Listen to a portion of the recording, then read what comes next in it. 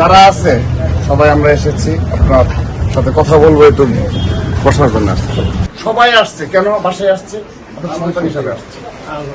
সবাই আপনার সন্তান, সবাই মনে রাখবেন। এক জিহাদ চলে গেছে, শত শত জিহাদ আপনার বাসা আশেপাশে রয়েছে, সারা বাংলাদেশে তো রয়েছে। আমরা যারা রয়েছে, আমরা আমাদের 142 জন ছাত্রদলের নেতাকর্মীদের কখনো ভুলতে দেবো না ইনশাল্লাহ। শহীদদের রক্তের সাথে কোনো বেইমানি বাংলাদেশ আর কেউ করতে পারবে না। এবং যারা এই জিহাদ সহ ছাত্রদলের 142 জন সহ জুলাই আগস্ট গণঅভ্যুত্থানে এই 1400 ছাত্র জনতা হত্যার সাথে খুনি হাসিনা সহ যারা জড়িত, সবার বিচার আমরা নিশ্চিত করবো ইনশাআল্লাহ। আমরা এখানে আপনাদের কাছে ওয়াদা করে যাচ্ছি, প্রতিজ্ঞা করে যাচ্ছি, আমরা প্রতিদিন আপনার খোঁজ রাখতে পারবো না, কারণ সবাই, কিন্তু আমরা কখনোই আমাদের এই জিহাদকেও ভুলে যাবো না।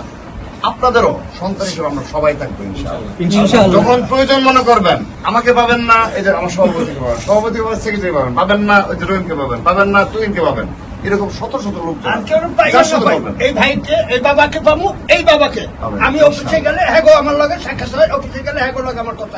এই দুই বাবা আমাদের নির্দেশ দেয়, আমার বড় ভাই। এই যে আছে, এই যে রানাও আছে, এখানেই বাসা। অর্থাৎ আমরা যারা আছি সবাই, রফিক তো সর্বোচ্চ দায়িত্ব পালন করে, যাত্রাবাদী তো আন্দোলনে সর্বোচ্চ দায়িত্ব পালন করেছে।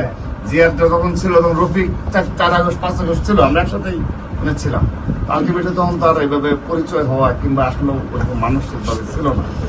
যাই হোক, আল্লাহ তাআলা আমাদের জিহাদকে নিয়ে গেছে, কিন্তু আমরা কখনো, আন্টি কথা দিয়ে গেলাম, কখনো জিহাদকে ভুলে যেতে দেবো না। যেখানে ছাত্র লীগের সন্ত্রাসীরা কিংবা আওয়ামী লীগের সন্ত্রাসীরা, যারা জুলাই যোদ্ধারা যারা মামলা করেছে, মামলার বাদী হয়েছে, সেই বাদীদের যারা হুমকি দিচ্ছে, আমরা তাদের দায়িত্ব নেব ইনশাআল্লাহ। ছাত্রদল তাদের পাশে দাঁড়াবে, সকল বাদীর পাশে দাঁড়াবে ইনশাআল্লাহ। এই খুনি হাসিনা কি বললো না বলে আমাদের কোনো আসে যায় না।